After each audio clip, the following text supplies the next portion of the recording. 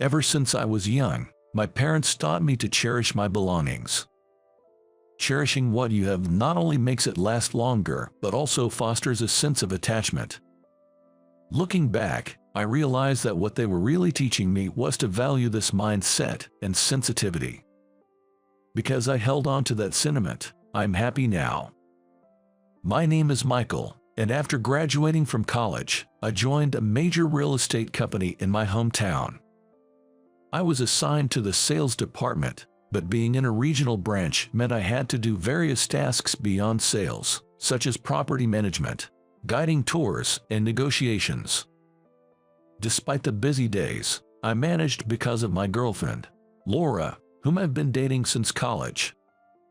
We've been together for almost 4 years, planning to marry once my job stabilized.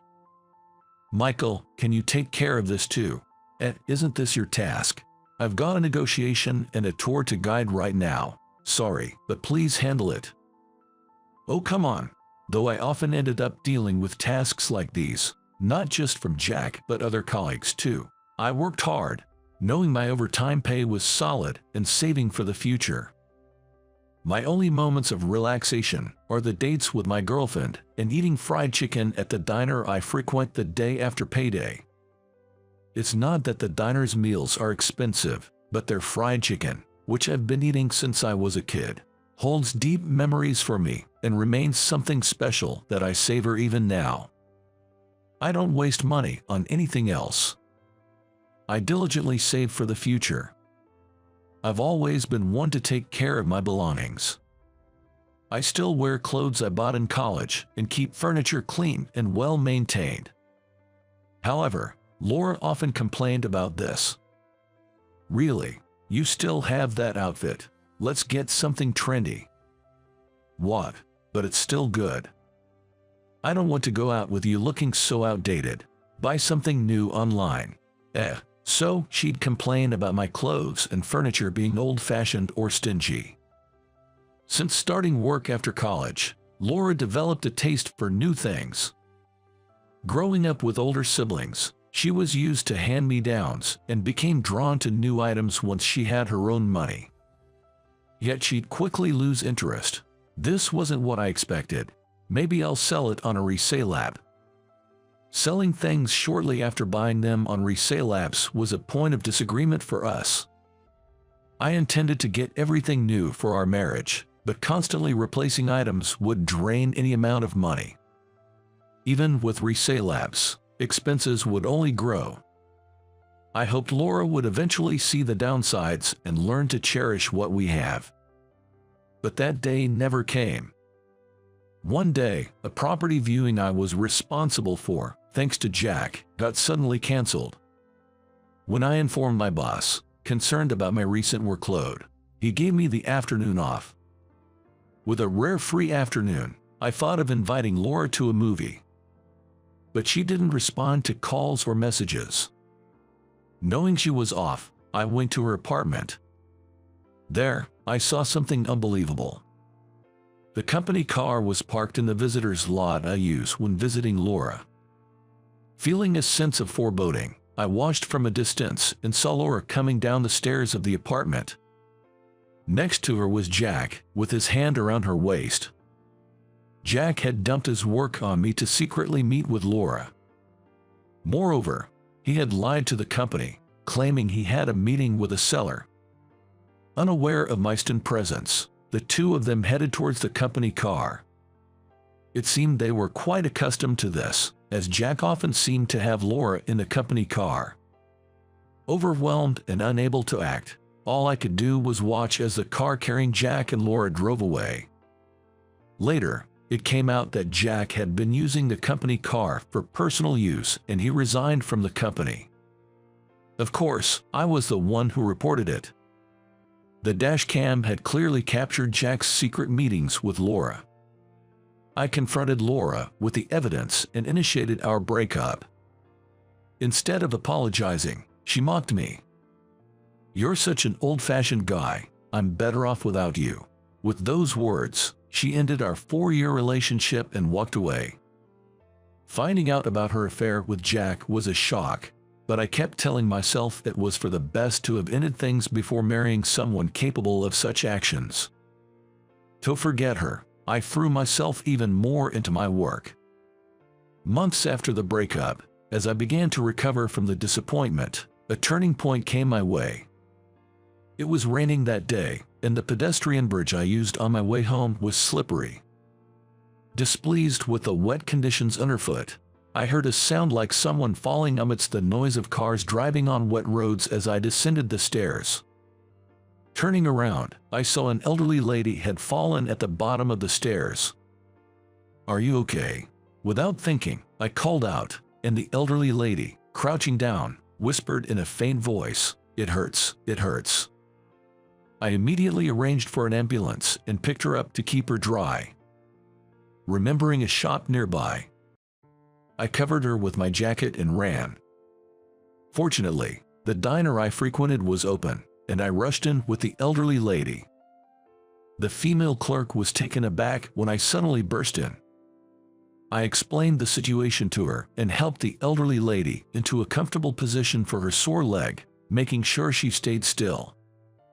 After a while, the ambulance arrived, and the elderly lady was taken to the hospital.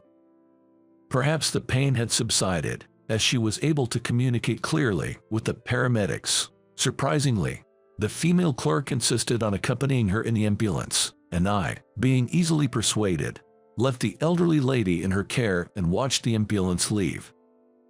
It might have been fortunate that I handed my business card to the elderly lady when asked for my name just before she and a clerk got into the ambulance. A few days later, the elderly lady visited the branch where I work. When I instinctively stood up, she laughed amusingly and sat down at the desk I was managing. It turned out her injury was minor, just a light bruise on her leg. According to the paramedics, my actions in immediately moving her indoors to a dry place and keeping her still prevented the injury from worsening. After a round of thanks and polite exchanges, the elderly lady expressed her desire to be shown around some apartments. I promptly introduced her to suitable listings and arranged for a viewing. The apartments were senior-friendly, with elevators and barrier-free access in all rooms. When I mentioned that hospitals and supermarkets were nearby, the elderly lady nodded in satisfaction and said she would like to sign a contract later. A few days later, the elderly lady returned to the store, but this time she was not alone. The woman by her side was beautiful and seemed somewhat hesitant and troubled. The elderly lady said, "This time, I'd like to show my granddaughter the apartments." It turned out the elderly lady wanted to buy an apartment for her granddaughter. The elderly lady appeared to be wealthy and had initially visited me for this purpose. Misunderstanding that she was the buyer, I had shown her properties suited for the elderly. When I hurriedly apologized, she smiled and said, "I couldn't bring myself to interrupt you when I saw how hard you were trying to find the right property for me." While we were having this exchange, I tried to find properties that met her requirements, but the granddaughter, the key person in question, was too reserved to make a decision. Since the conversation wasn't progressing, they decided to come back another day and left. As the granddaughter greeted us politely, I didn't think much of it and simply saw them off. On the weekend following payday, my first day off, I headed to my favorite diner, looking forward to my usual treat. In the early afternoon, when the diner was quieter, I took my usual seat by the window, ready to order the fried chicken set I always enjoyed. I was startled when I saw the female clerk who came out from the back. It was the same woman who had visited with the grandmother the other day. "Nice to meet you, actually. We've met before, haven't we? I'm Emily. Thank you for your help the other day." As she smiled warmly at me, I was too surprised to say anything, and then Emily began to explain the situation. This diner was run by her late grandfather. It seems her grandfather passed away at a young age, and her grandmother managed the diner while raising her daughter by herself. Perhaps due to her efforts, the diner became successful, and the stocks they invested in also paid off. Now of a certain age, The grandmother has retired. She is currently a wealthy investor, actively trading stocks. The diner is now managed by Emily's mother, the grandmother's daughter, and the clerk who had accompanied the injured grandmother in the ambulance that day was Emily's mother. So, what about you? I'm mainly in charge of cooking in the kitchen, making my grandmother's signature fried chicken and other dishes. Both she and her mother knew me well. I had been a regular customer since childhood, visiting at least once a month during high school, college, and even after becoming a working adult. Not to mention that helping her grandmother was the decisive factor. That's why she greeted me politely in the restaurant. Given the presence of other customers, I was invited to the break room during their 3 p.m. break time, where both she and her mother expressed their gratitude again. It seems her mother was too panicked at the time of the incident and only realized my involvement after her grandmother's condition stabilized.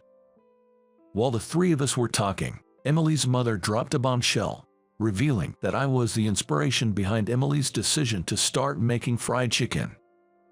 Back in high school, when Emily was still in junior high, she admired how I enjoyed their fried chicken, which motivated her to want to make fried chicken that could bring such joy to others. Beside her fast-talking mother, Emily was desperately trying to change the subject, her face turning bright red, which was quite memorable. Emily shared that her dream was to one day launch her own fried chicken food truck. She spoke shyly about wanting to perfect her grandfather's fried chicken recipe and share it with people everywhere, and there was something radiant about her as she said this. Working in the diner's kitchen was part of her training for that dream. There's actually another reason I called you here. With that, Emily headed to the kitchen and returned with a tray. On top of that, there was the fried chicken set I always ordered, but the colors seemed a bit different. Instead of pepper, the accompanying sauce was tartar sauce. I made a new version. Would you mind giving me your feedback? I was thrilled to try the fried chicken set. The seasoning was similar to what I usually had, but the coarse ground pepper gave it a stimulating flavor. It paired wonderfully with the tartar sauce. When I shared my thoughts on the taste, Emily earnestly took notes in her notebook. After I finished the set, Emily asked if I would be willing to taste test again, and I happily agreed. Grateful for my help, they insisted on not charging me, and I left the diner that day. Seeing Emily's determination to pursue her dream warmed my heart, but on my way back, I encountered someone I wished I hadn't. I saw Laura walking with a tough-looking man. And it wasn't Jack. He had a dangerous aura, clearly different from the average person. Laura, arm in arm with this man, seemed like a completely different person. According to a mutual college friend, Laura had been frequenting clubs and hanging out with shady people, apparently cheating all along. Even while she was with me. When they heard we had broken up, they couldn't wait to spill everything, almost in disbelief. I felt a profound sense of relief that I hadn't ended up marrying such a person. Emily and I, sharing a love for fried chicken, hit it off well. Instead of just before payday, I started visiting the diner on days off and before holidays. When I visited on a day off, it was almost as if they were waiting to take me to the back for a tasting session of new fried chicken recipes. As we exchanged various opinions, I found myself drawn to Emily's personality. One day, her grandmother came to my workplace asking to be shown some real estate catalogs for apartments. I immediately arranged it and drove her in a company car to the desired apartment complex. The apartment was newly built with excellent security, and it was reasonably priced. After the viewing, as we returned to the car, I asked her, "What did you think? It's a new apartment, so it must have been nice, right? Perfect for Emily," I thought. I had chosen this apartment assuming the grandmother intended to buy it for Emily. I also hoped Emily would live somewhere with good security, but the grandmother's response took me by surprise. "Yes, it would be perfect for you and Emily to live in," she said. I burst out laughing. Later, I learned that Emily had had a crush on me since high school. Both her grandmother and mother were aware but had only supported her silently until now. However, my act of helping the grandmother confirmed my good character, and with her taking a liking to me, they began to actively set the stage. I wasn't entirely opposed to the idea, and spending time with her felt meaningful. However, this meant I had something important to tell her grandmother. "Grandma, I'm afraid I can't sell this apartment to you." "Oh, what is that?" "Because I'm dating Emily and plan to buy this apartment myself in the future." When I said that earnestly, the grandmother laughed and replied, "I knew you would say something like that if it was you." That night, I rushed to the diner and confessed my feelings to Emily, who was busy preparing a test batch of fried chicken in the kitchen. After 2 years of dating, I proposed to her. Of course, it was in the very apartment I had promised her grandmother. To commemorate our special occasion, Emily and I decided to take her grandmother out for a meal as a way of saying thank you. We chose a high-end restaurant in the city, intending it as a gesture of gratitude for all her kindness. But an unexpected incident occurred there. While enjoying our meal and conversation, a woman suddenly approached and started talking to me. When I glanced over, I immediately recognized who it was. Despite the unbelievably flashy hair and clothes, there was no doubt it was my ex, Laura. She was smirking at me, accompanied by a man with a rather imposing appearance. At a fancy place like this, even a poor person in tattered clothes can dine, she said as her opening remark, leaving me speechless. 3 years after our breakup, she was still mocking me. Anger surged within me at Laura's taunts, but with Emily and the grandmother present, I felt it was wrong to involve them in my past grudges, so I remained silent. What was supposed to be a celebratory occasion turned sour. Feeling sorry for the two who were unaware, Emily suddenly exclaimed, "Ah," and stood up, pointing at Laura's boyfriend, who had been mocking me with her. "Grandma, this man, he's Jin, the scam artist." The word scam artist sent a chill through the room. Laura seemed confused by Emily's words, but the man beside her turned pale upon seeing the faces of the grandmother and Emily.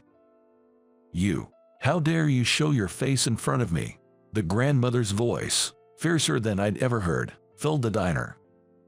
This was no ordinary situation.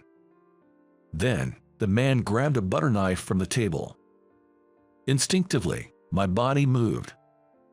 I grabbed the hand about to swing the butter knife, seized the flashy pattern shirt, swept the feet, and in a flash, I performed a back throw, neutralizing the scam artist armed with a weapon. "Michael, sorry, I just reacted when he grabbed the knife. I practiced Aikido, a Japanese martial art in high school.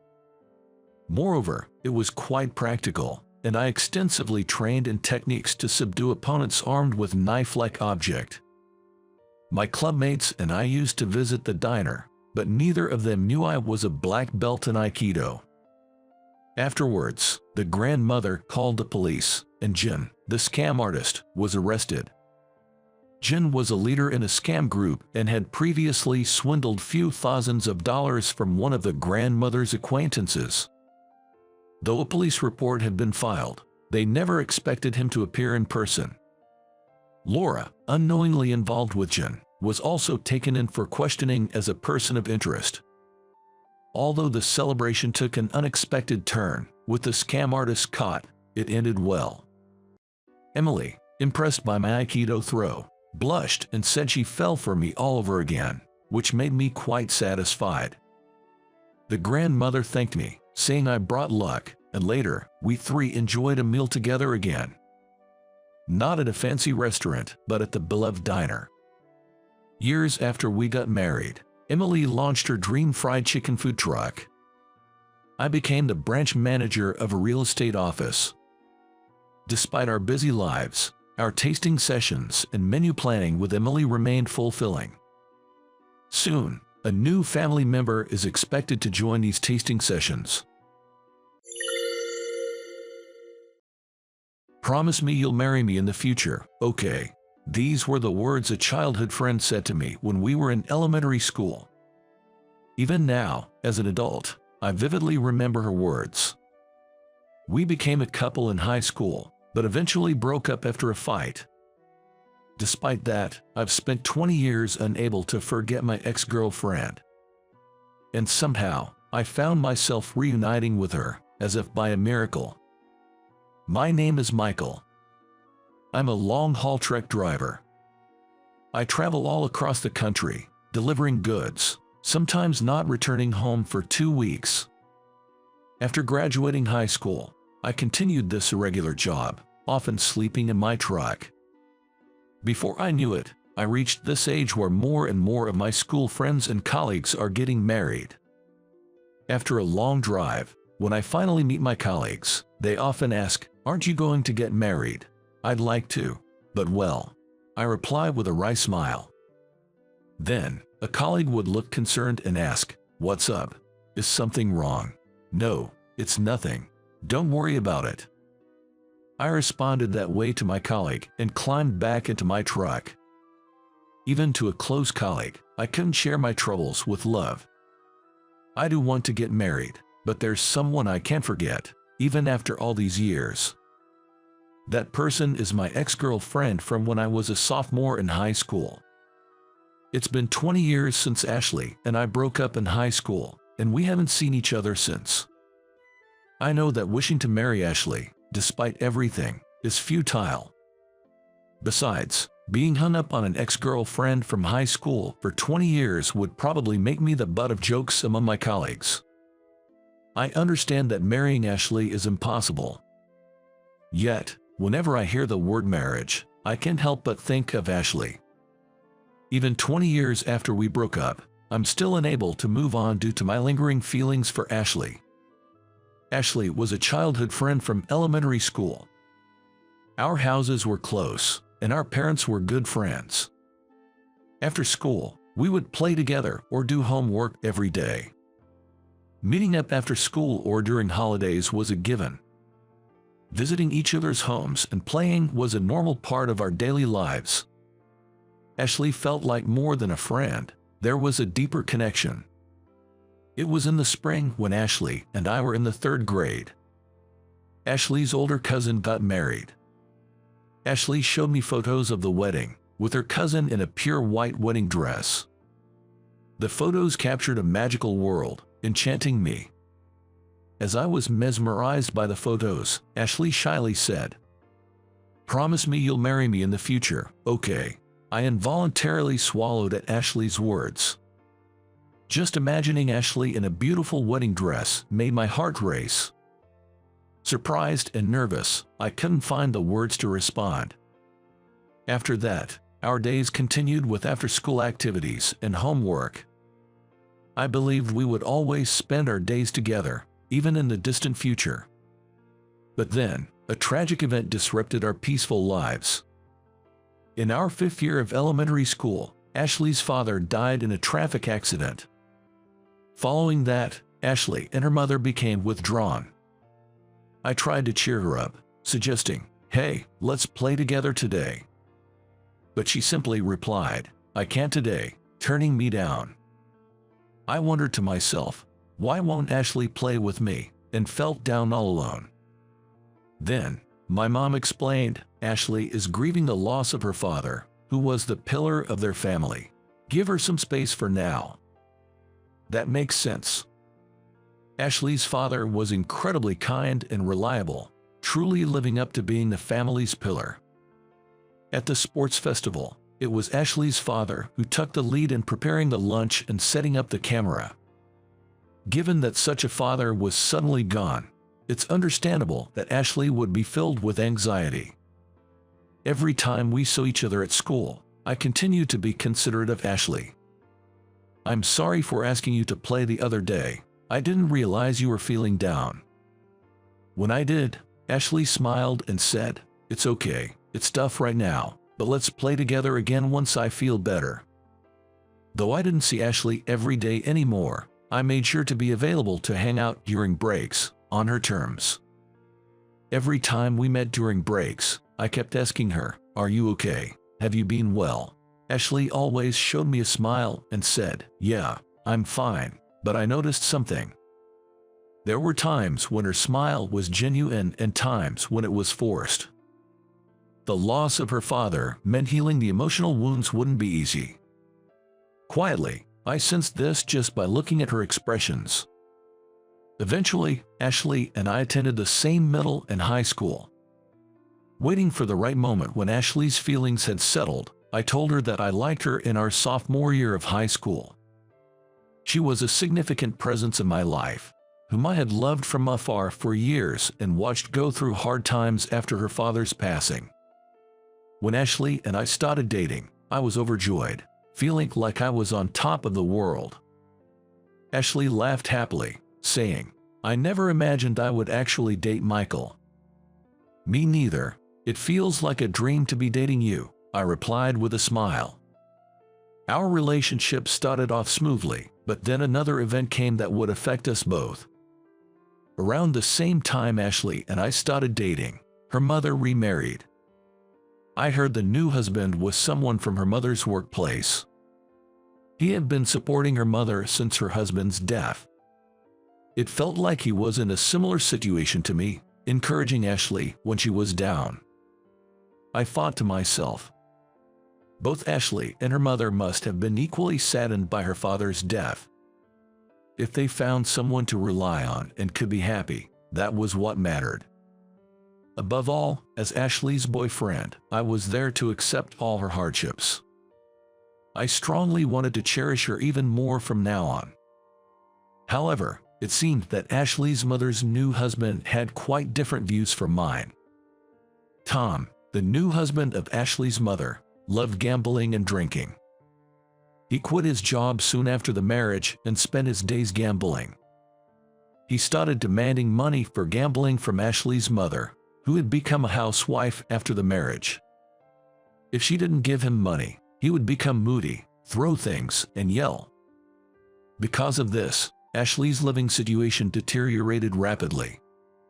When I met Ashley during the spring break of our sophomore year in high school, she looked emaciated. Even when I asked, "Are you okay?" she just looked down. Then, raising her face, Ashley suddenly glared at me and quietly started to complain. "Hey, why don't you spend more time with me? Why do we always meet at the same cafe?" I was puzzled by her unexpected words. "But isn't it better to prioritize studying for exams right now? Plus, we're students. We don't have much money," I explained. Immediately, she began to vent her long-held frustrations, getting angry. "It's always we're students. We don't have money excuses. How long do I have to keep adjusting to you, who has no ambition?" Hearing Ashley's words, I was certain. I had many immature aspects in romance, and it was hard to perfectly understand her feelings. I prioritized studying for exams because I wanted to make her happy in the future. To be honest, I'm just a healthy teenage boy going for puberty. There are many things I'm holding back on, all while thinking it's for the future with Ashley, so I'm restraining myself. She was my first in everything. Because she is so important to me, I thought I didn't want to cause her any more pain. "I didn't realize I was making you hold back so much. Staying with me will only make you unhappy. Let's break up for both of our sakes." For me, this was a major decision. Ashley, crying, angrily asked, "Why are you abandoning me like this?" And so, we ended up breaking up and moved on to our senior year of high school, separated. But she was no longer at school. Worried, I went to her house, but it seemed like no one was there. We had just broken up during the spring break a few days earlier. I had no idea where she had disappeared to. "Hey, have you heard the rumor about your ex-girlfriend?" That's what a friend told me, sharing this story. Apparently, her mom's new husband gambled away all their money, and then, it seems they fled to her mom's family home. Hearing this from my friend made me worry about her. But her cell phone and home phone were unreachable. And of course, I had no idea where her mom's family home was, neither its address nor phone number. I deeply regretted our breakup, but it was too late for regrets. After graduating high school with a heavy heart, I threw myself into my current job. One day, a colleague invited me out for drinks for the first time in years. I don't usually go out drinking, but this time, I made an exception for my colleague's birthday celebration. It was a Friday, and the downtown area was bustling with people. Suddenly, I noticed a woman, shivering like a puppy, holding a menu at a bar. Despite it being November, she was trembling in just a short-sleeved shirt. I thought she seemed to be in trouble, and I took a closer look at the woman, only to realize she was my ex-girlfriend from 20 years ago. The moment I recognized her, I rushed over to her without looking away. My colleagues, wondering what was going on, followed me, asking, "What's up?" Ashley, right. Long time no see." My voice trembled, thinking it might be a mistake. She widened her eyes and said, "Michael, really? You know her? Let's not stand around talking. Let's go into this bar." Cheerfully, my colleagues headed into the bar where she worked. We rode the elevator in silence, feeling awkward until we were seated.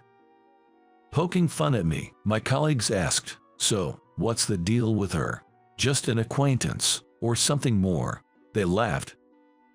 In a quiet voice, contrary to my colleagues' teasing, I said, "She's an ex-girlfriend from 20 years ago." At that moment, my colleagues froze. "What? 20 years ago? How old were you then?" "Now it's awkward for us too.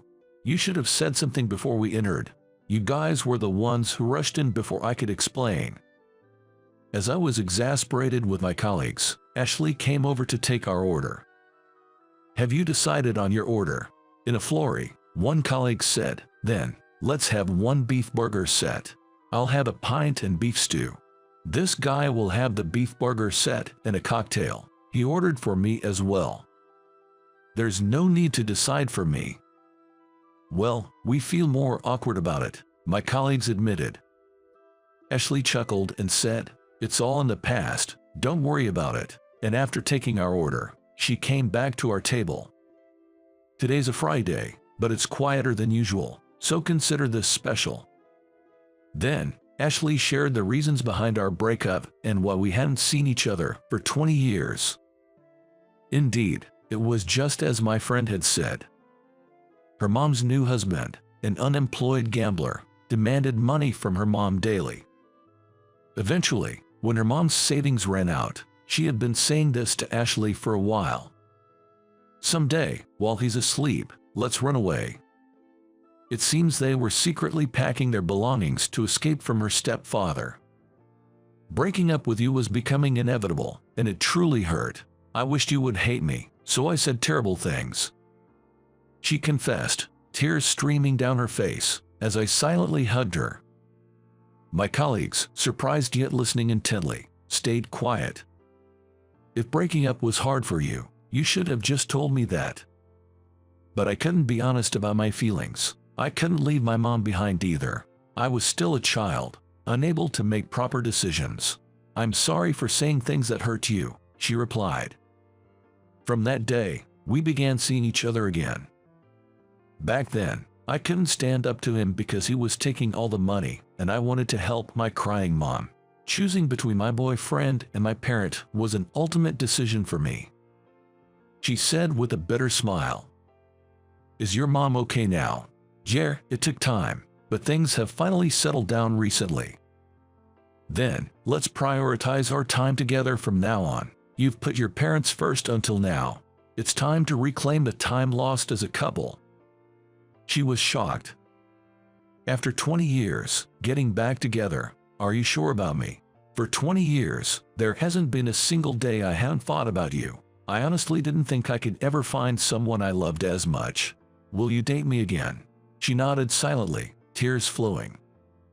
After overcoming 20 years, we restarted our relationship. This time, I hope to cherish her, considering marriage. Until now, We've both prioritized our families and careers for a long time. That's why I'm hoping we can start to prioritize our time together more. The fact that the marriage I had almost given up on with my girlfriend is now drawing closer brings me immense joy. Even after we parted ways, I couldn't let go, and I'm still working hard today with the goal of marrying her in mind. Hey, dropout. If you can answer this question in 30 minutes, I'll give you a $100,000 bonus. But if you can't, you are fired. These were the words of my boss, the department head Alex, during a mandatory training session that all employees at the headquarters had to attend. Naturally, a buzz spread throughout the large conference room that had become the venue for the training. Especially since many employees were already questioning the bizarre training that involved solving prestigious university entrance exam questions. Suddenly presenting me alone with a different difficult question, Alex had already made a bad impression. And by saying he'd give an impossible $100,000 bonus, it was clear to everyone that it was nothing but harassment. Other department heads rushed to stop him, but Alex seemed unfazed. He said it was no problem since I wouldn't be able to solve it anyway. But what the other department heads failed to see was that this wasn't the real issue. The company owns a conference room large enough to accommodate around 200 employees in the headquarters. It's a well-known major corporation in its own right. There's no way it wouldn't emphasize compliance. Alex seemed oblivious to this issue. Frustrated and venting my built-up stress, I sighed heavily and began to tackle the problem confidently. Little did I know how this incident would change both mine and Alex's careers. My name is Ryan. I turned 30 this year, but I've changed jobs more than 5 times, never sticking to one for long. Whether due to being deemed incompetent or not getting along with others, I've ended up resigning from every job. Now, I'm at my 6th company, and it's been half a year. It's one of the longer stints I've had, and I wish to stay peacefully for a longer duration, but I had a premonition that it wouldn't last long. The reason lies in the fact that I haven't been getting along with Alex from the international sales department where I work. Despite believing I'm better suited for less interactive roles, I often find myself in flashy departments like international business, which troubles me. Alex, proud of his prestigious university degree, harbored a prejudice that those without college degrees were lazy failures. However, this was only towards men, as he'd demean academically accomplished women by saying, "A woman's high education only makes her less attractive." I particularly disliked Alex. Having a mindset filled with prejudices is one reason, but there are many other reasons why I find it difficult to deal with. Even past 50 and unmarried, he boasted about his popularity with women and often made inappropriate comments to female colleagues. In an era where compliance is crucial, he carelessly made crude jokes, making female employees uncomfortable. He looked down on male employees without college degrees, taking credit for their work or blaming them for his mistakes. Taking credit for someone else's work, especially when looking down on them, shows a complete lack of pride. Alex, who despises me the most in the department, often makes snide remarks, saying, "How did a middle school dropout get assigned to such a prestigious department using underhanded methods? I don't understand why he mistakes me for a middle school dropout, but more than that, I detest being thought of as someone who used dirty tricks to get here. I would have preferred to work in a supportive role like accounting or administration rather than a high-profile department like international business. But we can always be placed in the department of our choice, so we have to do our best in the department we're assigned to, right?" To Alex's dissatisfaction, he assigned me menial tasks like copying and data entry. I didn't mind the work itself, as I preferred tasks that allowed me to work quietly on my own. However, his attempts to sabotage my work, like spilling coffee on documents or kicking my chair during data entry, were intolerable. Thankfully, my colleagues were aware and supportive.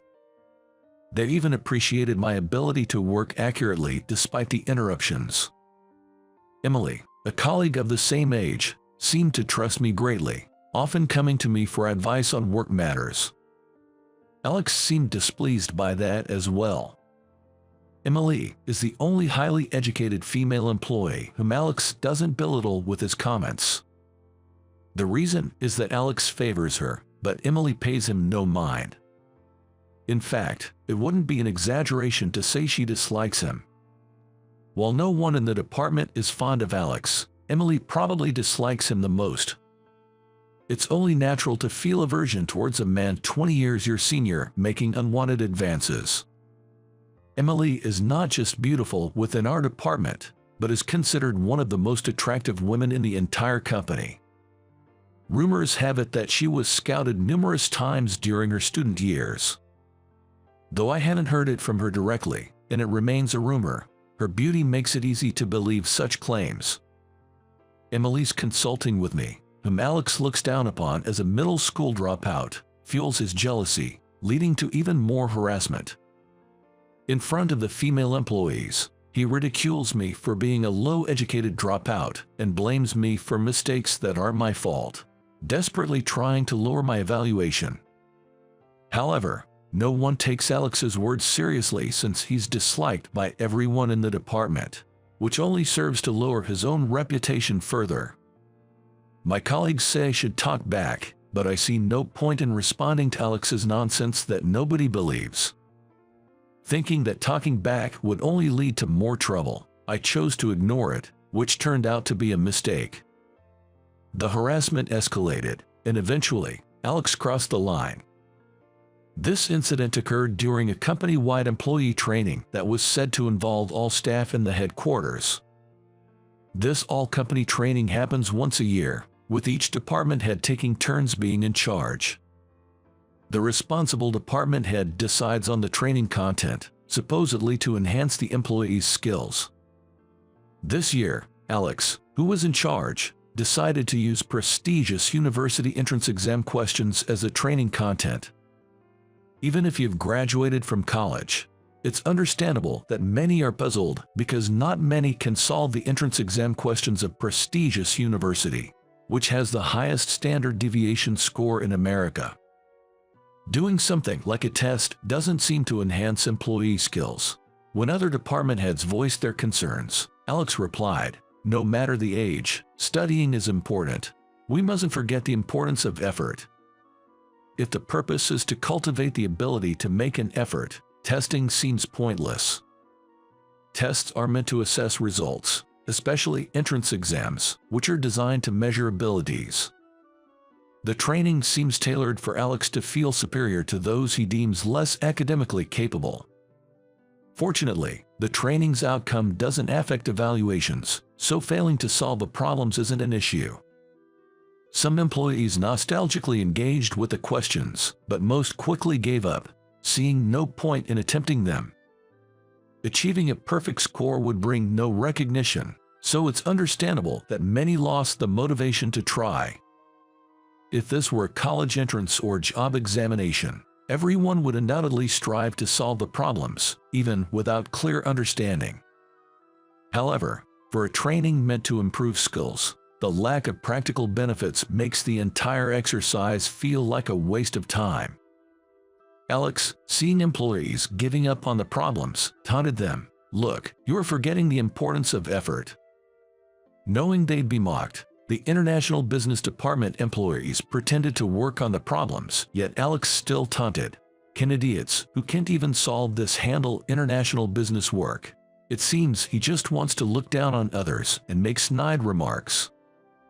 Alex, who was patrolling around the desks like an exam proctor, stopped in front of me and handed me a piece of paper. The document contained a lengthy passage in French, leaving me puzzled about what was expected of me. So I looked up at Alex for guidance. Then, with a smug grin, he said, "If you can answer this in 30 minutes, I'll give you a $100,000 bonus, but if you can't, you are fired." A murmur spread through the large conference room, which had become the training venue. It was appalling that he would say such a thing during a company-wide training involving all headquarters employees. Other department heads rushed to stop him, but Alex seemed indifferent. Releasing the stress that had accumulated over time, I let out a heavy sigh and looked over the paper handed to me by Alex. Within 5 minutes, I responded to the question. The task was to translate a long French text, which contained words that were difficult to express in English or unknown to me. The unfamiliar words were likely intentionally incorrect neologisms. In preschools within French-speaking regions, a method commonly employed is phonics, which is used to recognize the rules of pronunciation and spelling in French. Familiar with French phonics, I was able to translate without being stumped by the unknown words. Alex, comparing my translation to the model answer, trembled in shock. "When will the bonus be deposited?" I asked with a pleasant smile, inquiring about the $100,000 bonus. Of course, I didn't seriously expect such a bonus to be paid. However, I couldn't forgive Alex for using the company training as an opportunity to harass me, just because I tend to be quiet. A little harassment directed at me was one thing, but I couldn't overlook Alex using valuable training time meant for skill improvement just to indulge in his sense of superiority. I'm not the type who's particularly driven by a sense of justice. Normally, I prefer to spend my time peacefully, but it seems I had reached my limit with all the harassment up to now. Without realizing it, I had accumulated a lot of stress. "How can a dropout like you solve a problem that I couldn't?" Alex revealed his own failure to solve the problem and yelled, unable to accept that I had solved it. "Dropout. I graduated from Oxford University, you know. I had been insulted as a dropout many times before, but I am not a dropout." I had always wondered why such a misunderstanding had occurred. It seems Alex, having seen my resume, initially judged me based on my numerous job changes and labeled me as a troublemaker. However, the companies listed in my employment history are all well-known firms. Alex must have wondered what kind of educational background someone who doesn't stick with jobs yet works at famous companies each time would have. So, when he checked the education section, it only listed up to middle school. Indeed, the education section only goes up to middle school. Because the school I graduated from isn't in the United States, so in the United States, I'm considered a middle school graduate. Instead, in the self-promotion section, I noted that I had moved to the UK from high school and spent my time there through college. Alex must have misunderstood me as a dropout by only looking at the education section. When I explained this, Alex, unable to use education to assert dominance, complained, "Even so, you're someone who can't endure and quits companies quickly." Indeed, I have changed jobs 5 times in the 7 years since returning to my home country. There were reasons for that. The first time, I resigned because my discussions were deemed too complex and bothersome by others. I didn't think I was talking about anything particularly difficult, but if I couldn't be understood, there was no helping it. The second time, I faced harassment after being accused of getting cocky because of my good performance. If it was just harassment directed at me, I might have endured, but once it started affecting our clients, I had to resign. Being accused of showing off for working hard and being called incompetent for not doing enough led to my 5 job changes. That's why I wanted a job that didn't involve much interaction with people. The copying and data entry tasks that Alex had been harassing me with were actually the kind of work I thought suited me. I had even hoped to spend my entire workday doing nothing but copying and data entry. If Alex hadn't tried to set me up in front of everyone, I would have been content with quietly doing my copying and data entry tasks. What's all this noise? Did something happen? President Johnson, noticing the commotion in the conference room where the training was supposed to be happening, appeared with some executives.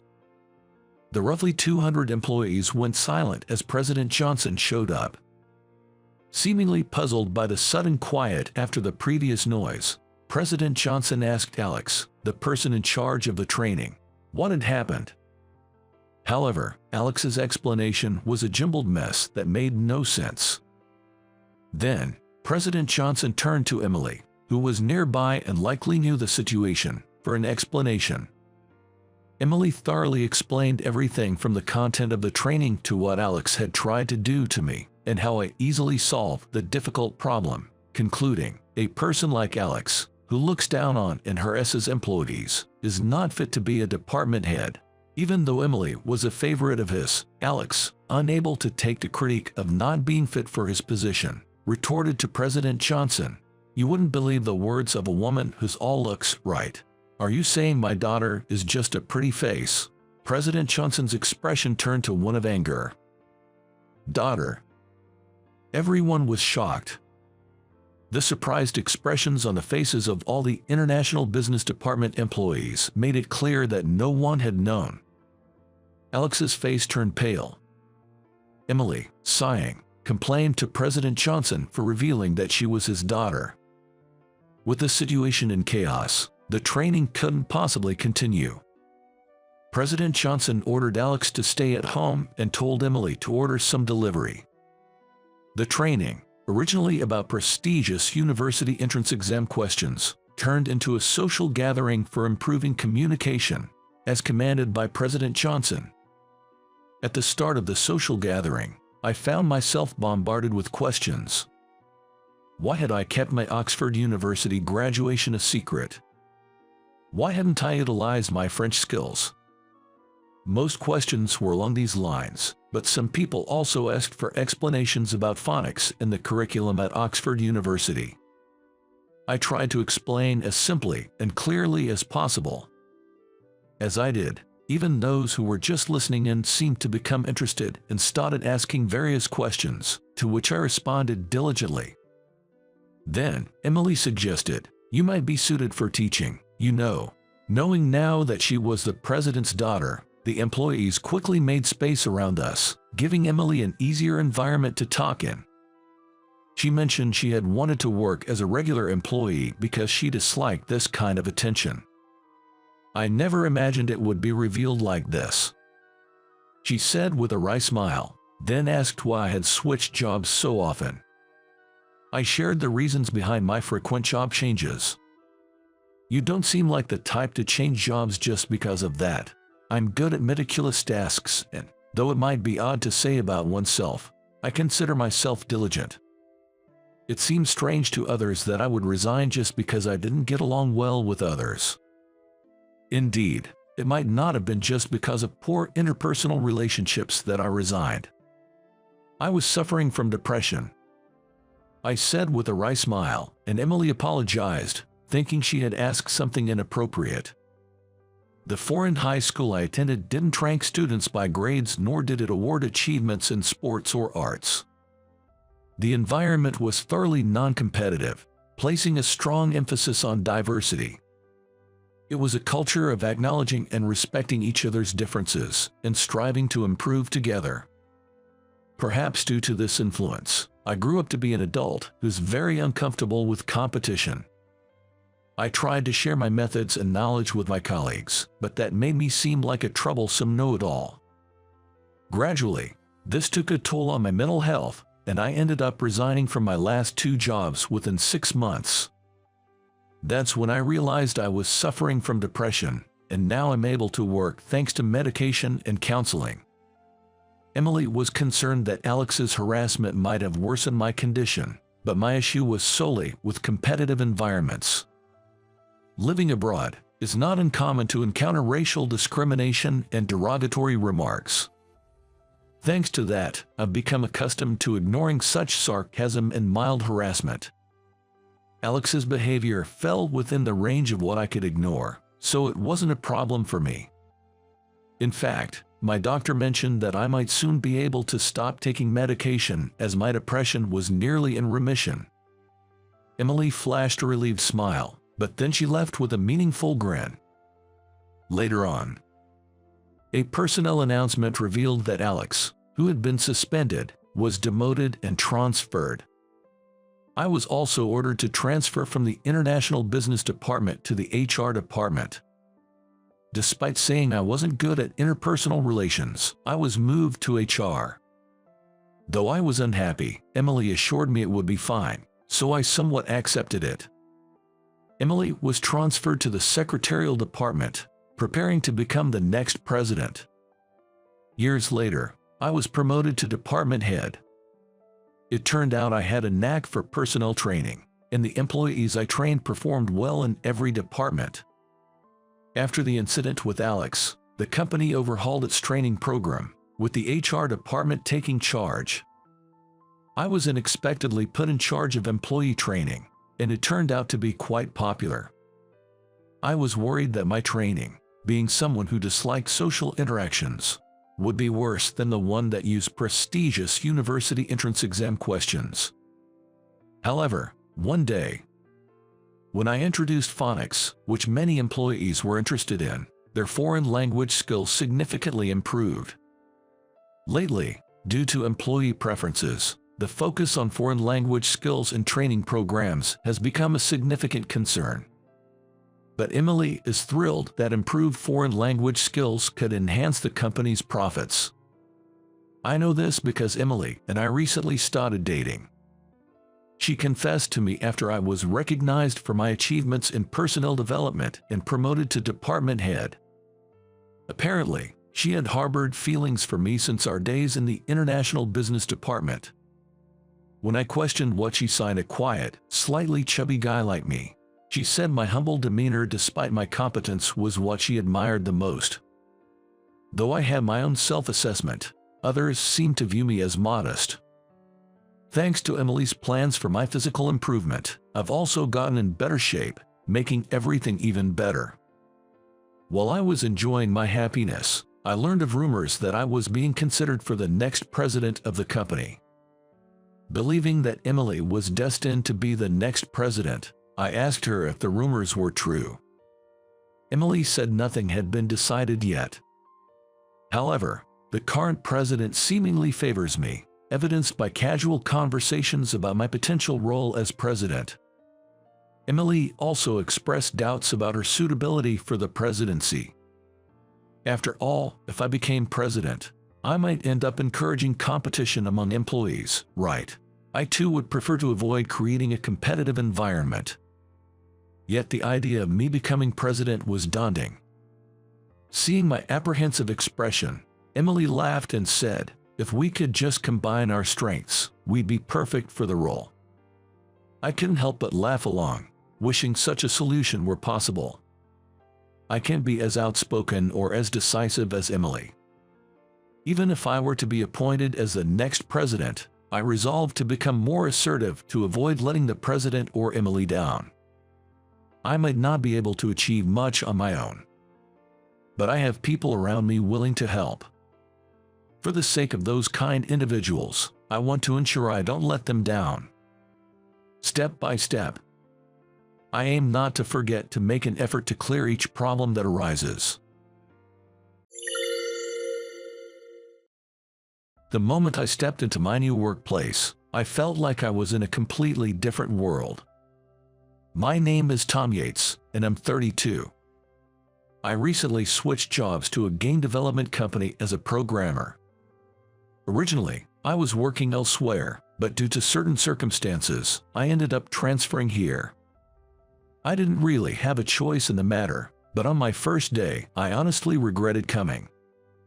One reason was that there were quite a few people who seemed to have it out for me, a mid-career hire. Currently, I'm troubled by the presence of my colleague, Linda. She is 2 years younger than me, at 30. If she stays silent, she's remarkably attractive, with the facial features and body figure of a model.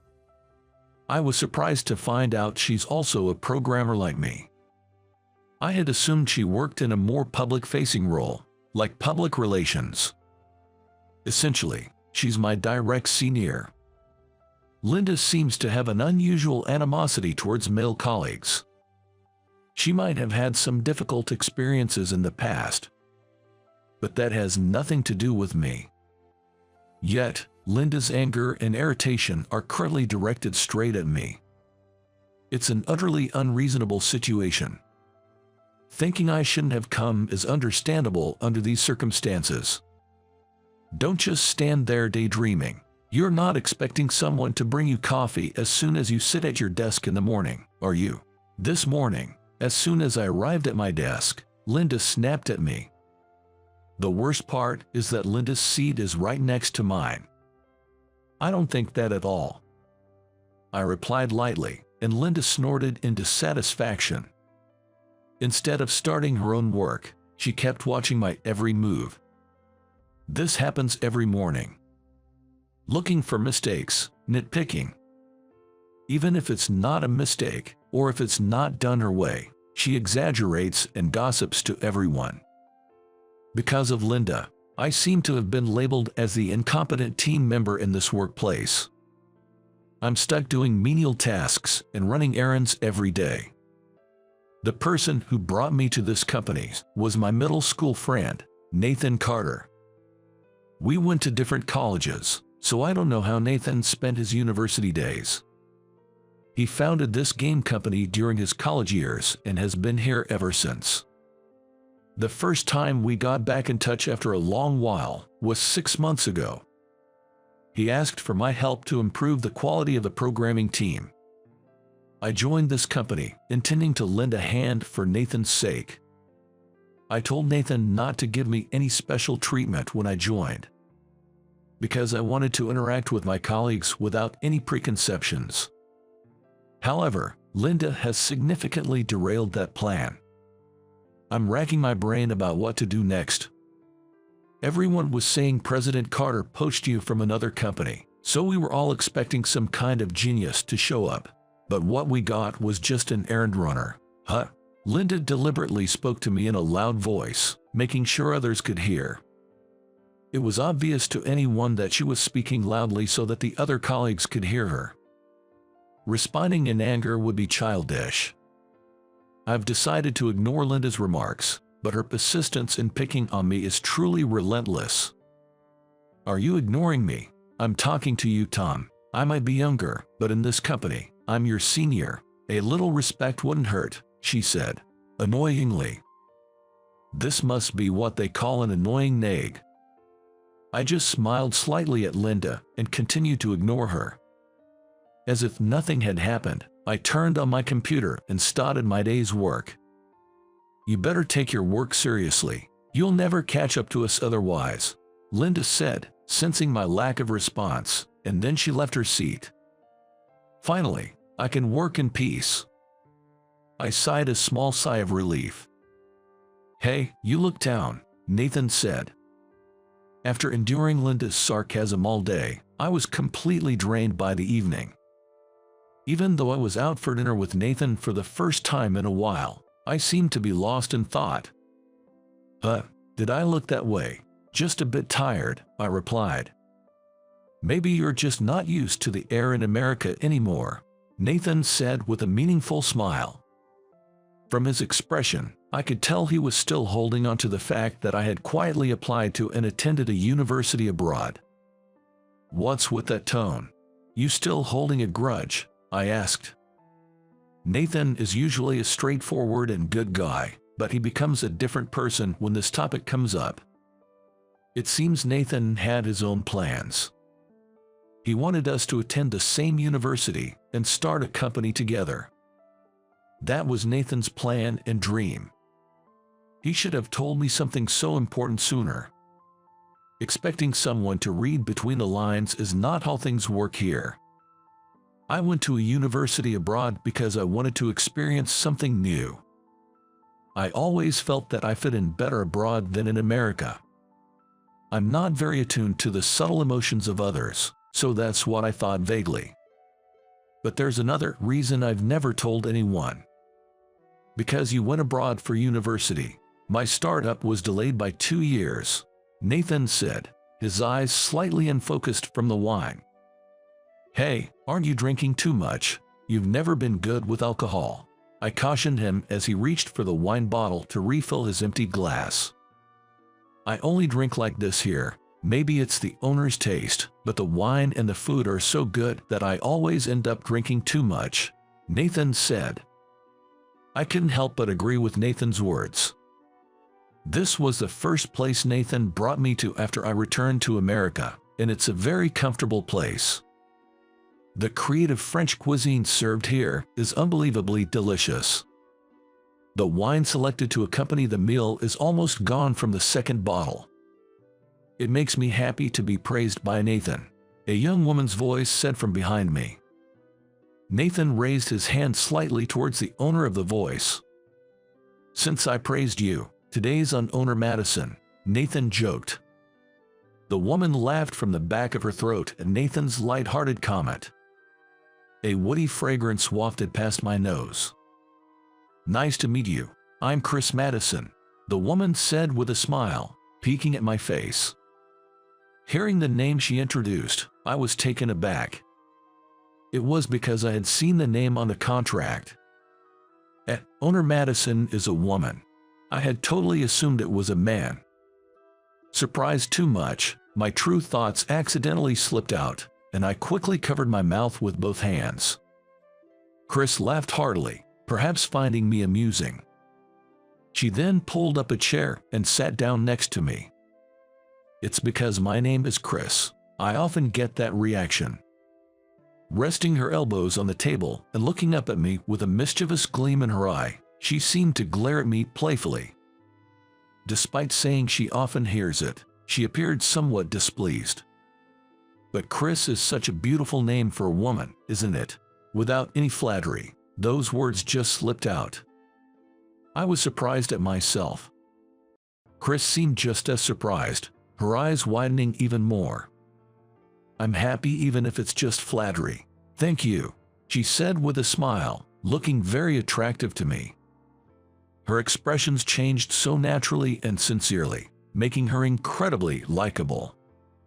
The one who provided the funds for my startup on a whim was Chris here, so she's also the owner of my company, and she owns this place too, Nathan explained. From Nathan's tone, it seemed Chris was quite the entrepreneur. She must have a knack for business. Yet, she looked younger than us.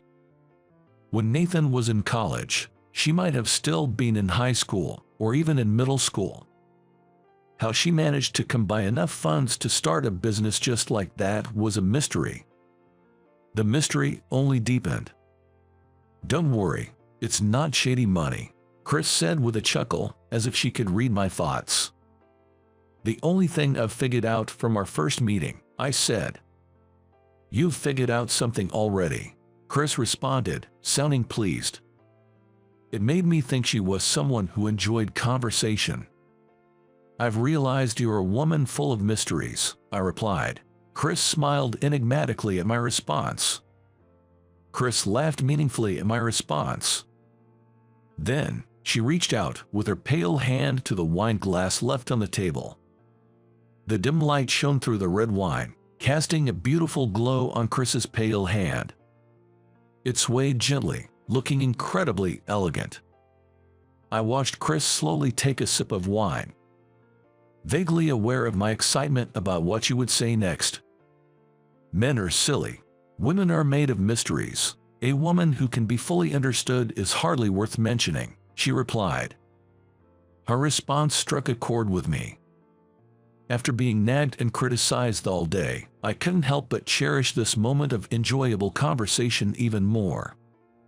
Hey, am I intruding here? Nathan interjected, sounding a bit disgruntled, as if he felt left out of the conversation between Chris and me. Are we being a bother? Maybe we are. We both responded, causing Nathan to let out an exasperated hey, hey. Unbeknownst to the tipsy Nathan, Chris had discreetly passed me her private phone number as we were leaving. Even after such a wonderful encounter, the same dreary morning awaited the next day. Fortunately, I've always had a strong tolerance for alcohol and have never experienced a hangover. Nathan, who arrived at work a few minutes after me, looked terrible and was slumped over his desk in distress. You drank too much, I told him, placing some Hanover medicine and a bottle of mineral water on his desk.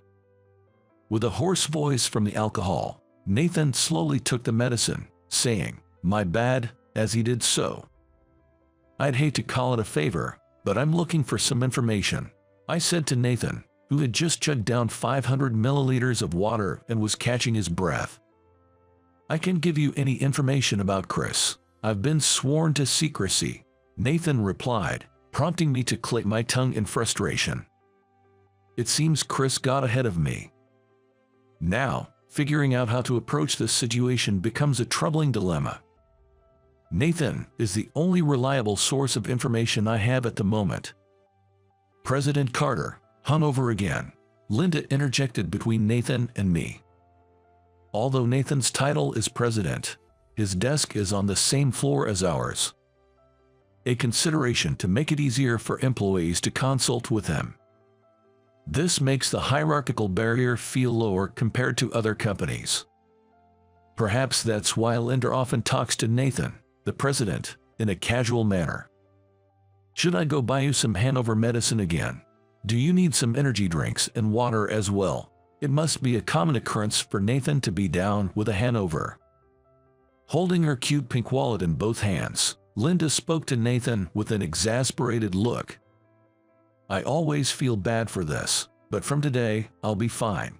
I've got my wife here to look after me," Nathan said, pointing in my direction. Back when we used to hang out together, it was always Nathan who got into trouble, and it was my job to clean up after him. I was reminded of how I used to be called his wife. Sure enough, I had unconsciously bought Hanover medicine, prepared mineral water, and even vegetable soup. Linda, who sharply noticed these items lined up on the desk, glared at me resentfully. That expression made me realize her cold attitude towards me might also have something to do with Nathan's presence. "So I'm unnecessary, then. Since I'm not useful for the work, I guess I'll just cover for you with errands," Linda said, folding her arms in front of her chest. Her posture made it clear that she was completely shutting me out. "Well, the underling should learn by watching my work and pick up the skills," Linda said condescendingly, and Nathan looked up at me as if he wanted to say something. I just shook my head slightly in response to his gaze. "I'm always learning from you," I replied with a smile. Feeling that her sarcasm wasn't getting through, Linda clicked her tongue softly and walked away from Nathan's desk. As I watched her retreating figure, Nathan asked, "Is that okay with you?" "For now, it's fine. I have my own plans," I reassured him. Nathan must have felt something, seeing his close friend belittled in front of him. But revealing my true intentions isn't timely yet. I was called back by Nathan to grasp the situation within the company and the technical capabilities to root out any bad elements. I had intended to observe for a while, but circumstances didn't allow for that. The incident began with a phone call. I was the one who answered it. Before I could even mention the company's name, I was yelled at, nearly damaging my eardrum. The caller was that angry. It was from Director Smith, a longtime client to whom we had just delivered a program. Normally very calm, the call from Director Smith was unexpected. I managed to calm him down and listen as he explained that the program we delivered had a significant bug and that a part we had discussed changing during the specification meeting hadn't been altered at all in the delivered product. While listening, I operated the computer to check who was in charge of the project. It was a job handled by Linda's team. Glancing at Linda in shock, I could tell she must have heard the shouting through the receiver, as she was looking at me with a pale face. The client urgently requested a correction, with delivery by tomorrow. Unfortunately, Nathan was out on field work with the sales team. The atmosphere was too tense to even put the client on hold and check with Linda. "Understood. We'll start the corrections immediately," I said before hanging up. Linda rushed over to me after I put down the receiver. "Don't just accept it on your own. There's no way we can meet a deadline by tomorrow. If we fail, our reputation will plummet," Linda's face was pale as she continued to berate me. It seemed like she was maintaining her emotional balance by berating someone else. That's the impression I got. But this is work. There's no room for shifting blame or making excuses. Weren't you the project leader? How do you plan to resolve this? I asked, looking straight into Linda's eyes. She seemed a bit intimidated by my intensity and took a step back. But Linda isn't the type to back down. She quickly regained her composure and yelled back at me. As a project leader, I've estimated it will take several days to fix. Are you holding a grudge against me by promising delivery by tomorrow? Her forcefulness left me breathless. The client seemed to have no time to wait for several days. Bugs are one thing, but a mistake in the specification changes is inexcusable. It's evidence that the project team's coordination was poor. I counted, and Linda bit her lower lip, unable to respond. She must be aware of it herself. We need to address this urgently. If there's anything I can help with, just let me know. What can you do? All you've been good for is errands, like some decorative piece. Linda dismissed my offer, her face still pale as she gave a mocking smile. She seemed intent on belittling me at every turn. Just as I was about to protest, a voice cut in, stealing my line. Well, it's a big mistake, but with Tom here, we'll be fine. I'm glad to have a genius programmer with us. I'm counting on you. It must have been a direct complaint from the client. Chris then appeared in the office. Owner Madison's arrival instantly heightened the tension in the room. Following Chris, Nathan hurried back from his fieldwork. Owner Madison, with all due respect, what makes this man a genius programmer? He hasn't been of any use since he joined until today.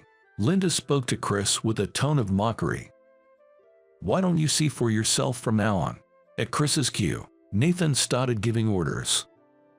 He instructed that the program data be handed over to me immediately, and Linda resisted with a shocked expression. President Carter, are you serious? Letting Tom handle the correction instead of me.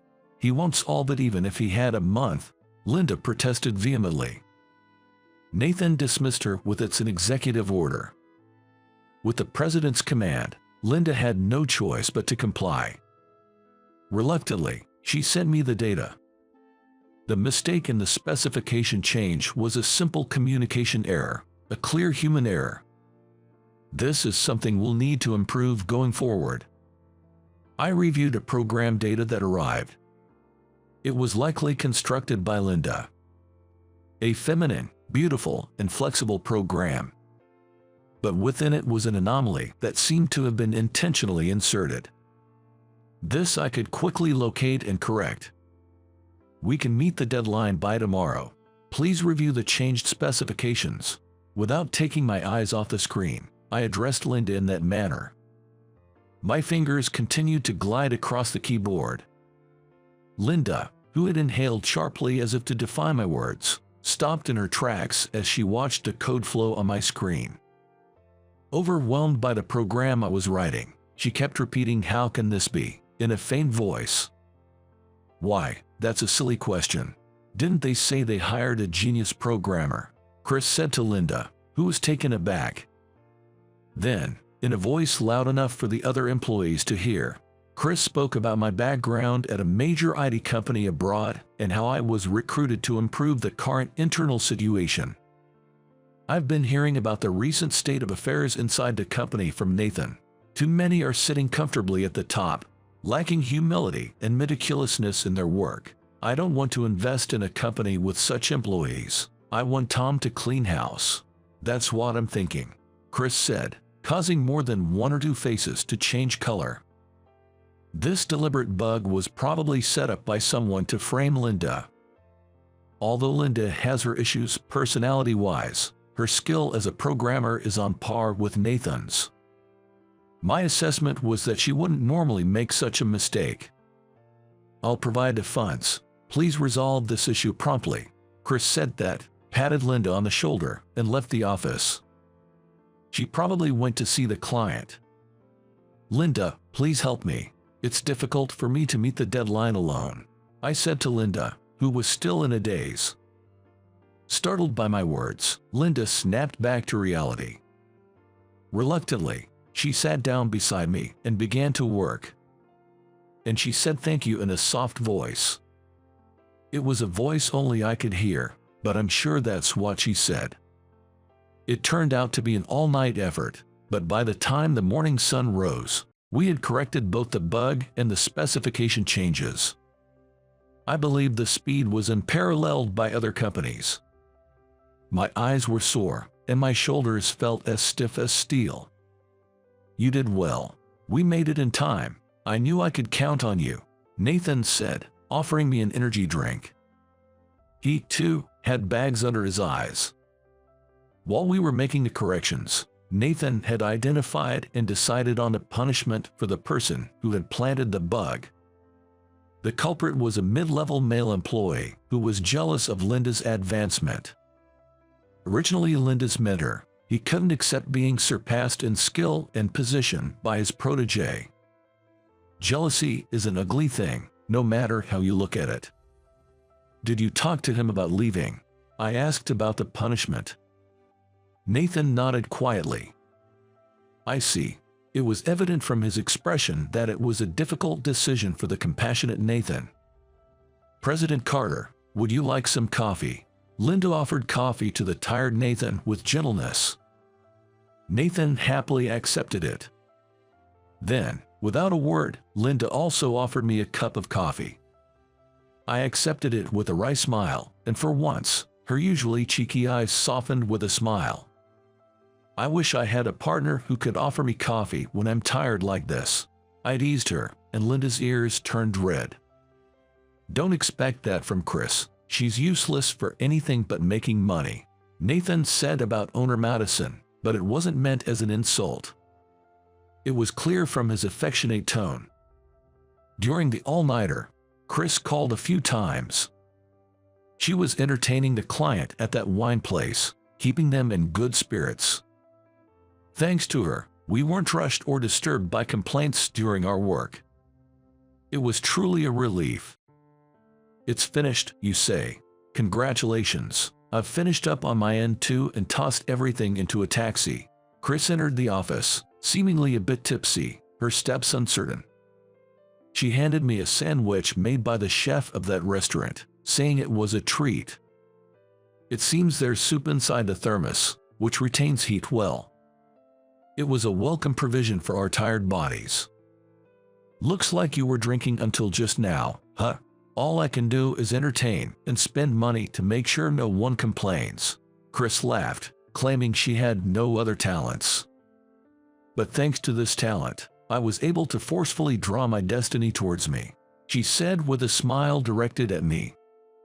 Caught off guard by her sudden remark, all I could do was look puzzled. Linda, intrigued, jumped into the conversation. Are you talking about Tom as your destined partner? Huh? This was news to me as well. Look at Tom's face. He looks like a pigeon that's been shot with a beam. Chris laughed, holding her stomach as she looked at me. What does that mean? With a sly smile, Chris whispered, it's a secret until you remember, and placed her index finger over her lips. After the delivery in the afternoon, I was exhausted and fell asleep in the rest area, where I dreamt for the first time about the day I was leaving for abroad. A girl with a mature face crossed in front of me, being seen off by my parents. Her slender chin and porcelain-like pale skin caught my eye. Then, the girl looked at me and smiled faintly. Do I have enough value to be gazed at like this? Caught off guard by her question, I apologized for staring rudely. Then, I responded, I think you're definitely worth admiring. Thank you, that gives me confidence, she said, sitting down beside me with a thud. Then, she expressed a desire to know more about me. In the short time before boarding, I believe we talked about each other. I was heading to Oxford University, and she was going to England to learn about her grandfather's business in the financial district, as I recall. I want to live surrounded by things I love, doing what I love. She laughed, stating her only wish. When the boarding announcement came, she stood up and stared at my face. Then she said, "I appoint you as my destined person. I've decided now that you, who called me beautiful, are my goal. Be prepared." The face of the girl who laughed mischievously overlapped with Chris's as I woke up. "Yes, good morning," I startled as Chris's voice came from right beside me. "Did you remember anything about me? It was quite a task to find you. Really, were you looking for me?" My question came out awkwardly, overwhelmed by surprise. "Oh yes, I spent a fortune hiring 6 detectives. All I had was information about Oxford University." Chris laughed, then confided in me about her next plan. "The second phase of the plan is to make you fall in love with me." She said this with a serious face, even though that stage had long been surpassed. How should I convey this fact to her? What kind of expression would she have when I tell her? Excited, I carefully chose my words, hoping they would be the best possible answer for her. "I can have someone as uneducated and lowly like you fired anytime I want. Keep that in mind." At the headquarters, Emily, who bosses around a place as the department head, hurled such harsh threats at me. The next day, President Johnson visited my department on an internal inspection. First and foremost, Emily greeted President Johnson with an almost servile eagerness. I felt like throwing up at the sight of Emily's flirty demeanor, so different from the tyrannical and arrogant face she shows to us subordinates. But then, the next moment, President Johnson spotted me and walked over to say something. The words he greeted me with and then the words that continued were utterly unexpected. Emily's eyes widened in shock and her face turned deathly pale in an instant.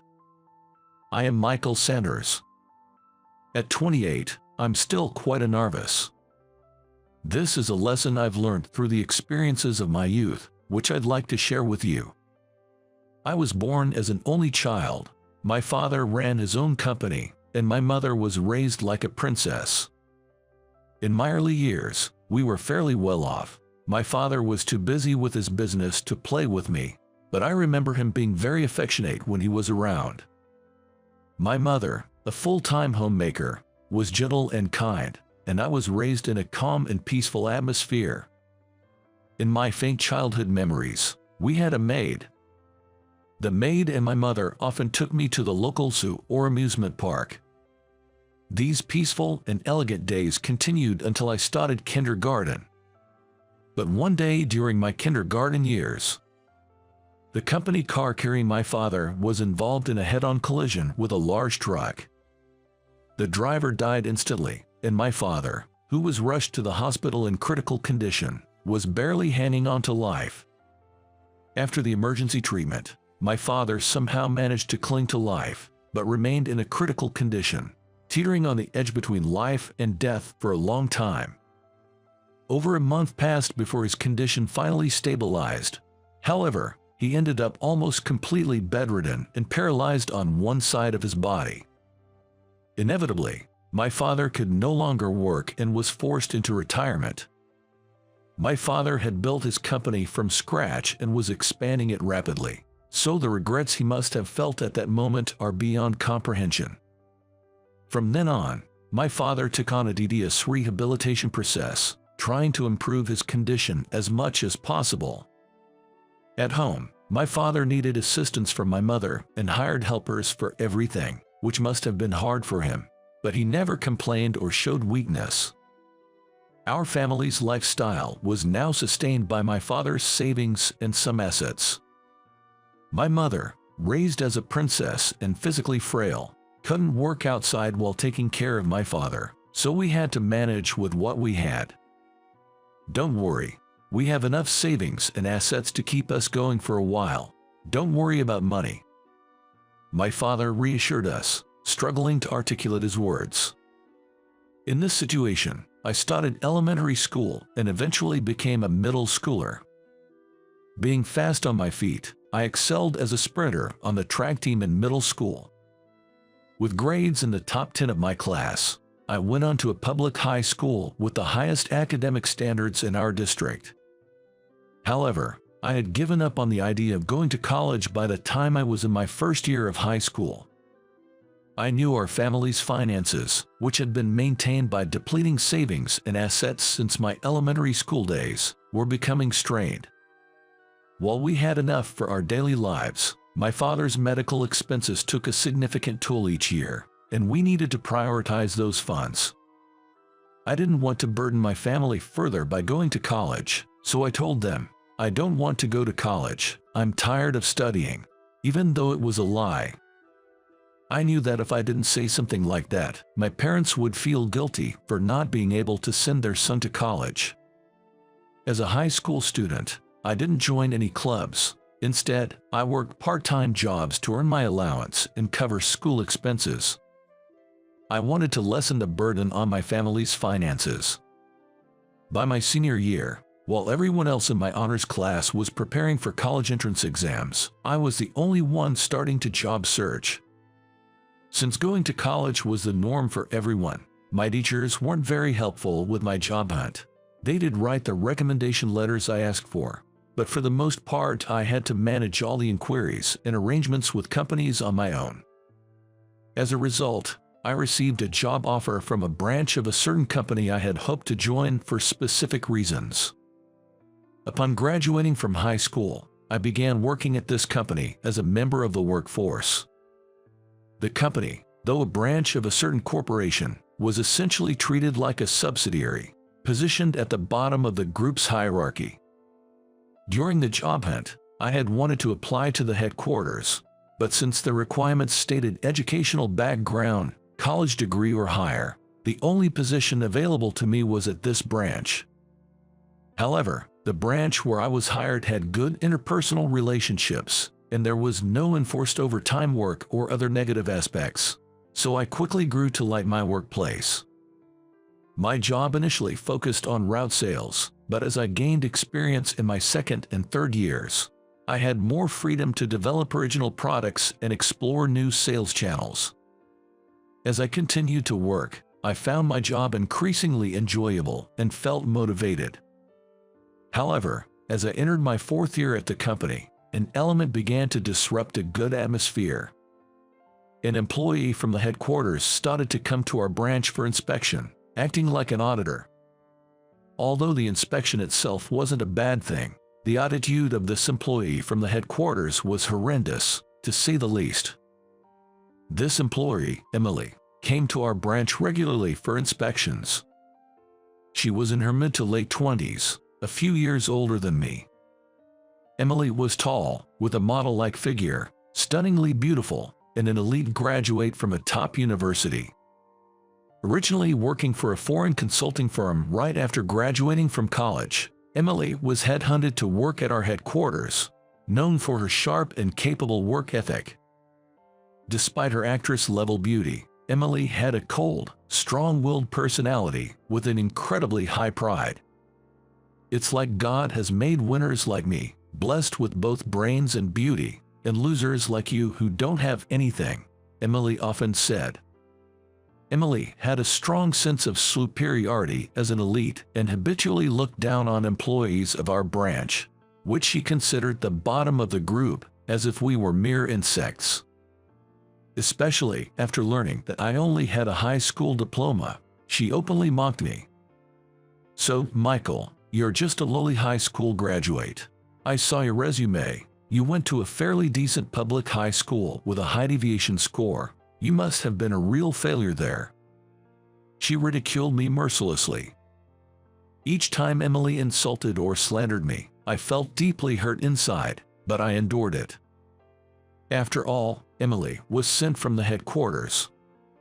If I reacted to Emily's provocations and responded angrily, it could lead to repercussions for our company as a subsidiary. Knowing this, we employees had no choice but to endure Emily's mean-spirited harassment. Then, one day, I was headed to work early in the morning, and on my way to the station, I encountered something unexpected. An elderly woman had collapsed on the side of the road. Perhaps due to the morning rush or general apathy, No one stopped to help the fallen elderly woman. I immediately rushed to her side and asked, "Are you okay? What happened?" The elderly woman had been lying on the ground in pain with her eyes closed, and she opened her eyes in response to my voice and weakly replied, "Oh, I suddenly felt dizzy and must have passed out on the street." After helping the elderly woman to her feet, she managed to stand up. Still concerned, I asked the elderly woman, "Would you like to go to the hospital?" Then she said, "No, let me contact my family first." So I used her phone to call her family and explained the situation. While waiting with the elderly woman, a taxi arrived carrying a middle-aged woman claiming to be her family member.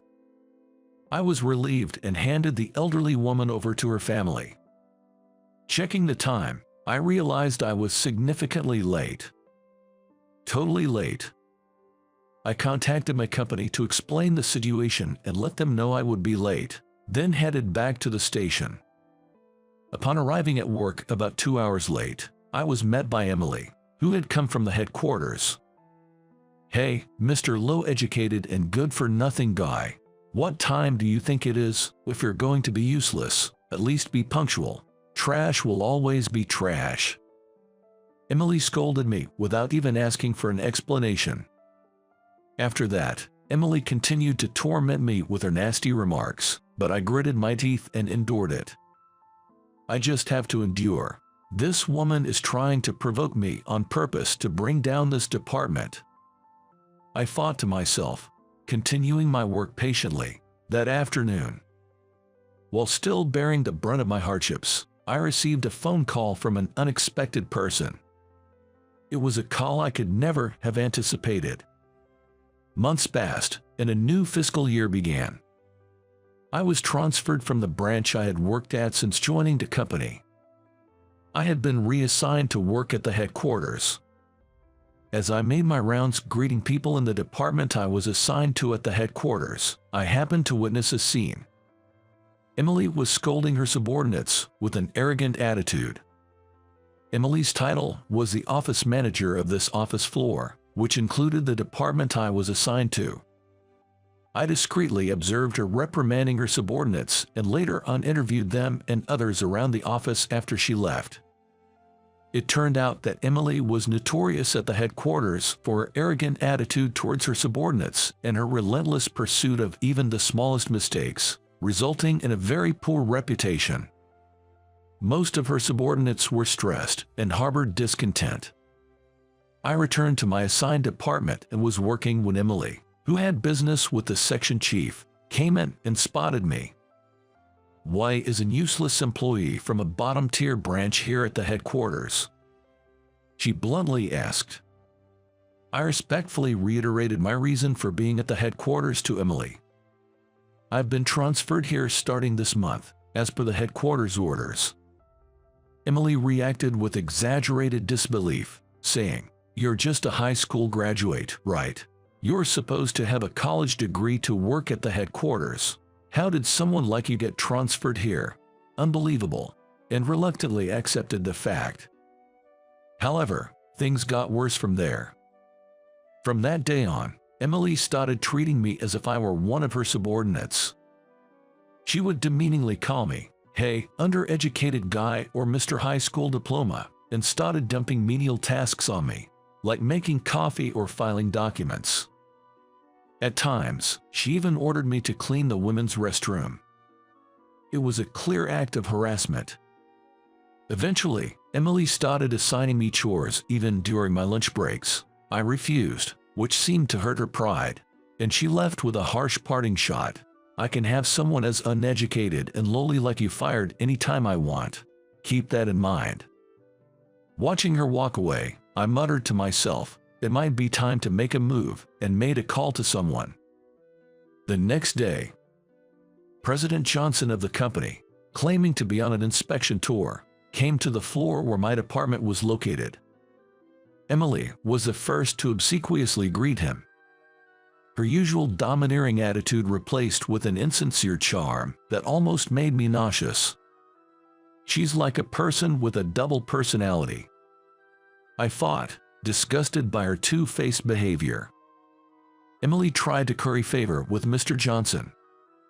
"Yesterday, I visited your office, but it seemed you were on a call and we couldn't speak. I've noticed you are often giving work instructions or engaging in negotiations over the phone recently, and I truly admire your dedication to work. I hope to emulate that as well." Despite her fawning over Mr. Johnson, he soon spotted me and approached to greet me warmly. "Mr. Michael Sanders, the new president. We've spoken on the phone several times, but this is our first face-to-face meeting. Welcome to the headquarters."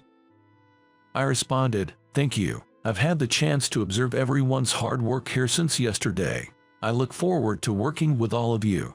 Upon hearing our exchange, Emily's face turned ashen. "New president, what do you mean? This high school graduate?" she stammered in disbelief. Mr. Johnson frowned at her interjection and sternly reprimanded her. "Emily, watch your language." He then proceeded to explain to a stunned Emily the surprising truths. This company was originally founded by my father. Due to a traffic accident that left him severely disabled, Mr. Johnson took over his duties. I was placed in a branch for training to assess my abilities as the founder's son. Mr. Johnson calmly explained these surprising truths, which were news to everyone except me. Emily, looking more shocked than anyone, was still not convinced by my sudden appointment as the new president and protested. "Even if that's the case, doesn't it seem odd? This is a large corporation with many branches and subsidiaries. Just because he's the founder's son, handing over the presidency to someone who hasn't even graduated from college is absurd." "Enough, Emily. Your discriminatory insults could constitute slander. Show some respect." Mr. Johnson scolded her firmly. He then calmly added more details. He explained that he had made the decision considering my character. The elderly lady I helped during my commute while at the branch was actually Mr. Johnson's mother, and upon learning this fact, he reached out to my father. Then, the details of how my character and capabilities were reevaluated, leading to the offer of the presidency, were thoroughly explained to both Emily and the other employees. According to Mr. Johnson, the board of directors and executive committee had already unanimously approved my appointment as the new president, with only the formal announcement at the shareholders' meeting remaining. Hearing this, Emily stood frozen in shock, while the rest of the employees erupted into applause. They congratulated me, saying, "Congratulations on your new appointment as president, and we're looking forward to working with you, President Sanders." I thanked Mr. Johnson and the employees, then said, "Thank you, everyone. I'm looking forward to working with all of you as well." Then I turned to Emily with a serious expression. Unable to rebut, I warned Emily, "I've compiled all the verbal abuse and harassment you've inflicted on your subordinates. Be aware that Mr. Johnson has been informed of your unacceptable behavior, so prepare yourself." Mr. Johnson added, "Emily, a special investigation team is currently examining your deplorable treatment of subordinates. You can expect severe disciplinary action to follow." Upon hearing that, Emily let out a loud "ah" as she looked up at the ceiling, then collapsed to the floor from her knees. Several weeks later, the punishment for Emily following the investigation report was announced. She was dismissed from her position as a disciplinary action. The investigation team detailed Emily's harassment of her subordinates and branch employees, which was found to be grossly abnormal and constituted severe violations of human rights. Furthermore, it was discovered that several individuals had resigned due to mental and physical health issues stemming from the harassment. Some of them are still unable to reintegrate into society due to the deep psychological scars inflicted by Emily. Emily had not physically assaulted anyone, but in terms of inflicting significant psychological harm, she was undeniably a criminal. Although Emily was dismissed and left the company, that was not the end. Victims of her cruel harassment, who had been forced to resign, filed lawsuits against Emily personally, demanding compensation for their suffering. As one person took legal action, other victims who had previously suffered in silence began to speak out, leading to multiple lawsuits against Emily and dragging her into a quagmire. This news eventually became a rumor and reached Emily's parents. They denounced her as a disgrace to the family and ultimately disowned her. Dismissed and with no income, Emily quickly depleted her savings and assets from her days as an elite employee and fell into debt due to legal and compensation expenses. Although she attempted to find employment, her reputation, tarnished by the lawsuits related to her malicious harassment, preceded her, and she was rejected from elite positions. While there were some opportunities for lower-level positions or in small companies, her unyielding elite mentality and excessive pride led to repeated rejections during interviews. Once living in a luxurious high-rise condo, Emily was eventually forced to move to a cheap, run-down apartment. Now, she lives in fear of debt collectors' knocks and threats, confined to her dilapidated apartment. Hearing this through the grapevine, I realized the truth of karma. Emily's current situation is dire, but I can't find it in me to feel sorry for her. After all, she inflicted far greater pain, humiliation, and bitterness on many vulnerable people. For the rest of her life, the only path left for her is to deeply reflect and live with the consequences of her actions. Each time I reflect on Emily's downfall, I use it as a moment to introspect and evaluate myself. Am I being harsh to anyone? Am I using words or actions that could hurt someone? Am I doing anything that could demotivate our employees? These questions serve as my motivation to always check that the environment at our organization allows everyone to work comfortably. Taking Emily's actions as a cautionary tale, I continue to strive for improvements in our company's environment, guided by the principle, one must not judge others based on their background, education, or personal likes and dislikes.